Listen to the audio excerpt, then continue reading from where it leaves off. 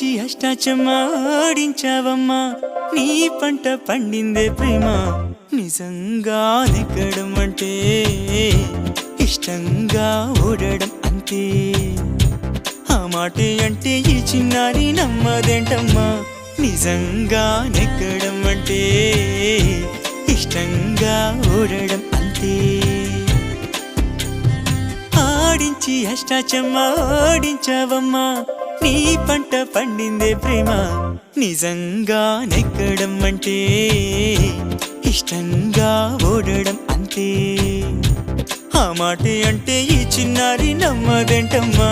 నిజంగా నెగ్గడం అంటే ఇష్టంగా ఓడడం అంతే